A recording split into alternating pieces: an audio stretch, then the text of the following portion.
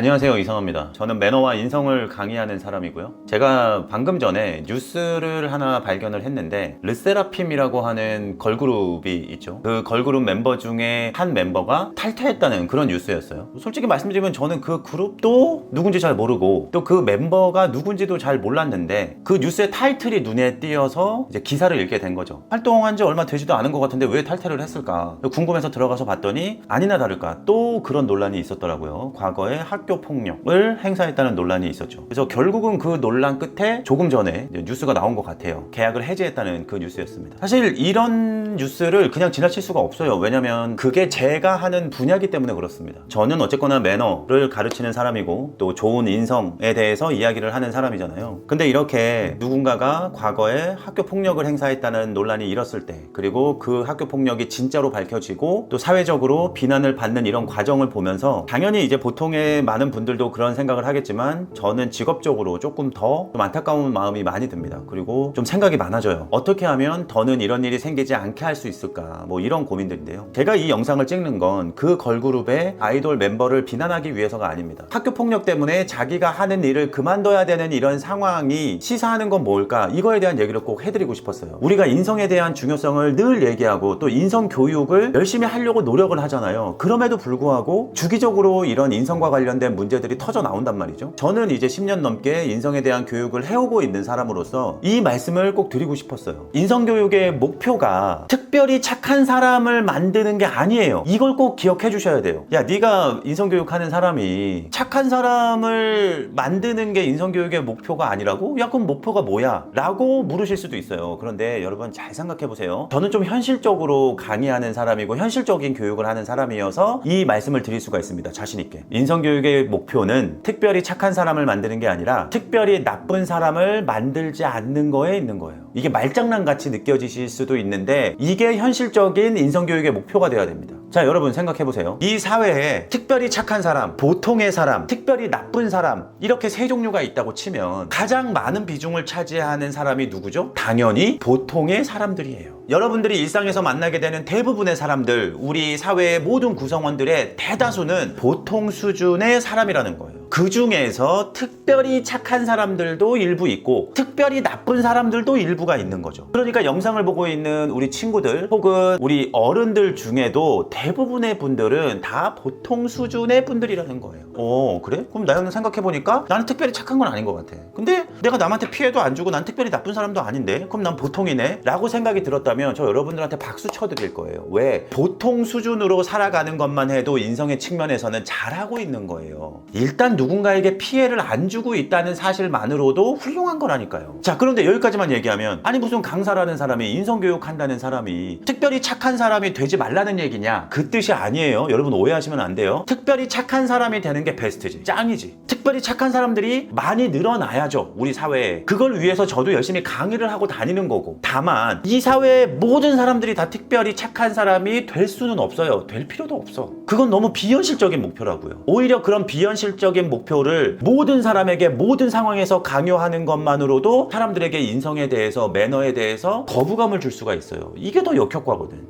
이거 제가 너무 흥분했네요. 제가 이 주제만 나오면 좀 흥분하게 되는데, 그러니까 우리가 사회적으로 인성교육을 주구장창 떠드는 것도 그 근본적인 첫 번째 목표는 뭐가 돼야 되냐? 특별히 착한 사람을 만드는 게 아니라 특별히 나쁜 사람을 만들지 않는 거예요. 이게 첫 번째 목표라고. 그리고 나서 두 번째 목표로 우리가 보통의 사람들도 잘하고 있지만 조금 더 남을 적극적으로 돕고 조금 더 남을 더 배려하는 특별히 착한 사람이 돼보는 건 어떨까요? 그리고 우리 사회 구성원 중에 특별히 착한 사람의 비중을 조금씩이라도 높이는 것, 그게 인성교육의 두 번째 목표가 되는 거예요. 전 과감히 말씀드릴 수 있어요. 설령 이 두 번째 목표가 달성이 안 됐다, 그래도 난 우리 사회가 괜찮다고 생각해. 왜? 특별히 나쁜 사람이 줄어든다면 뭐 마음 같아서는 없애고 싶지만 사실 뭐 완벽한 게 어딨겠어요? 이 사회에 나쁜 사람이 아예 없어지진 않겠죠. 그러니까 이 특별히 나쁜 사람들이 줄어들 수 있다면 그 자체만으로도 이 사회는 안정적으로 돌아갈 거니까. 왜? 이 보통의 사람들은 누군가를 해하지도 않을 거고 누군가에게 사기를 치지도 않을 거고 누군가에게 피해를 주지도 않을 거니까.